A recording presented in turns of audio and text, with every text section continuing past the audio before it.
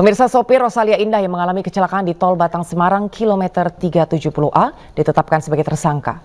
Ia dianggap lalai karena sempat tertidur saat sedang mengendarai bus.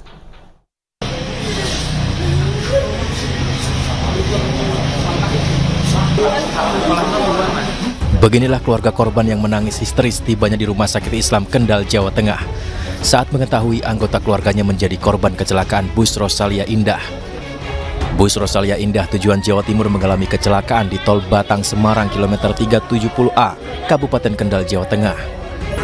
Sopir bus Rosalia Indah yang diduga mengalami microslip atau sempat tertidur lelap dinyatakan sebagai tersangka karena dari hasil olah TKP petugas kepolisian dinyatakan pengemudi tersebut melakukan kelalaian.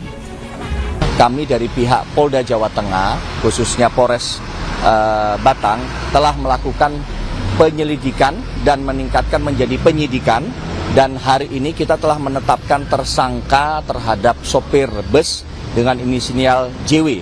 Ya, ini pasal yang disangkakan adalah pasal 310 ayat 2, 3 dan 4 dengan sanksi pidana adalah maksimal 6 tahun. Kemudian kita mencoba menguraikan dan melihat bahwa akibat kelalaian yang bersangkutan memang benar, sementara pemeriksaan kita bahwa ini diakibatkan kelalaian daripada si pengemudi sopir bus tersebut. Bahwa pengemudi mengakui yang bersangkutan kelelahan, kemudian terjadi mengantuk sesaat atau microslip di kilometer 370, sehingga kendaraan yang digunakan ini mengambil sisi kiri dan menghantam daripada parit sehingga terseret hampir kurang lebih 150 meter. Sebelumnya bus Rosalia Indah Eksekutif Kelas dengan 32 penumpang nomor lambung 402 melaju dari arah barat ke timur pukul 6:35 waktu Indonesia Barat. Diduga sopir mengantuk hingga mengakibatkan hilang kendali. Bus keluar jalur dan masuk ke parit sepanjang 200 meter. Pemirsa, salah satu korban selamat bus Rosalia Indah memberikan kesaksian mengenai peristiwa kecelakaan yang ia alami. Indah Sah, penumpang yang berasal dari Bekasi, mengaku bus memang melaju dengan kecepatan tinggi.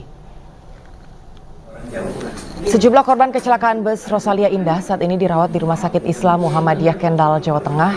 Salah satu korban selamat, Indah Sah, dirawat bersama putrinya karena mengalami luka akibat kecelakaan tersebut. Korban selamat ini mengaku penumpang-penumpang sempat tertidur di perjalanan, namun terbangun saat bus melaju dengan kecepatan tinggi dan terpelanting ke sisi kiri jalan. Iya, sebelah kanan, cuma dia ini saya, ini anak saya. Dari mana, Bu? Dari Bekasi mau ke Nganjuk. Pas kejadian tahu nggak, Bu? Tahu, saya kan posisi udah bangun.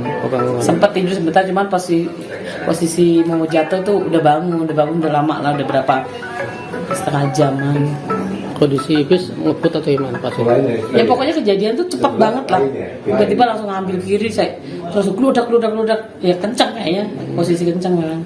Pulang kampung ya rencananya? Iya, mau mudik. Kerja di mana?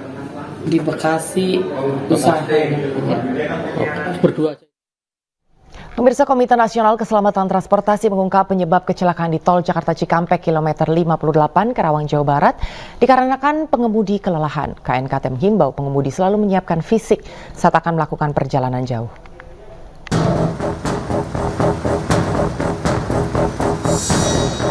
6 mobil ambulans dari RSUD Karawang, Jawa Barat yang dikawal oleh petugas kepolisian tiba di Rumah Sakit Polri Kramat Jati, Jakarta Timur, membawa 13 kantong jenazah korban kecelakaan maut di Tol Cikampek kilometer 58 yang terjadi pada Senin lalu. Selain kantong jenazah, petugas juga membawa 7 kantong properti. Kemudian kantong jenazah beserta kantong properti tersebut dimasukkan ke dalam ruang instalasi kedokteran forensik guna kepentingan identifikasi. Terkait kecelakaan yang terjadi di kilometer 58 Tol Jakarta Cikampek yang menelan 12 korban jiwa, Komite Nasional Keselamatan Transportasi mengungkap penyebab kecelakaan tersebut adalah besar kemungkinan karena pengemudi kelelahan.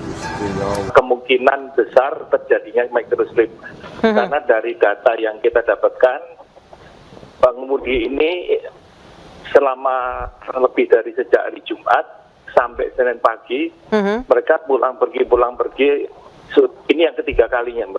Jadi kita indikasikan bahwa karena kekurangan istirahat yang cukup, maka akibatnya akan menjadikan pengemudi itu kelelahan, dan kalau kelelahan dia kurang konsentrasi dan mudah terjadi microslip.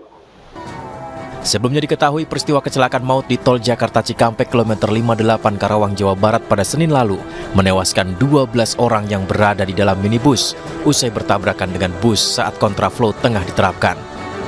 Dari Jakarta, Rio Manik, iNews melaporkan. Menteri Perhubungan mengusulkan WFH pada Selasa Rabu pekan depan demi antisipasi padatnya arus balik.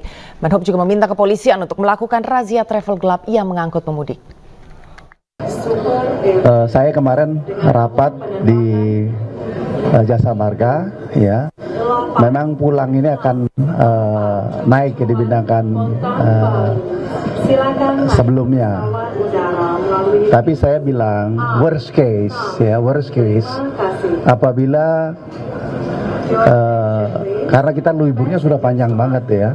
Kalau libur melulu Indonesia menjadi tidak produktif. Tapi inilah prerogatif Pak Presiden untuk memutuskan dan rekomendasi dari yang lain.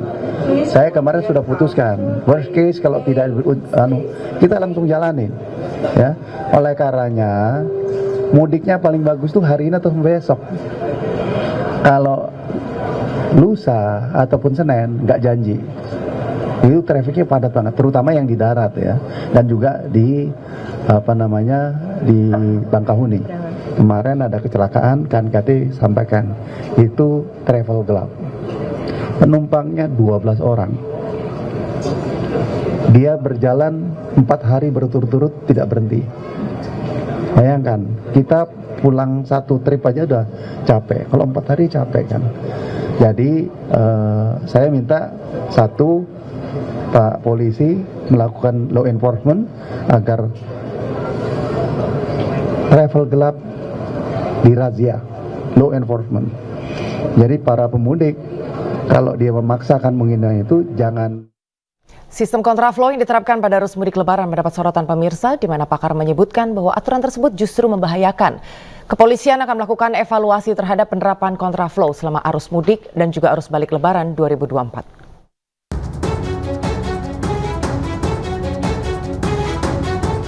Momen Lebaran 2024 akan segera usai. Pemudik yang mudik ke kampung halaman diperkirakan akan segera kembali ke perantauan untuk melanjutkan aktivitas ataupun pekerjaan mereka.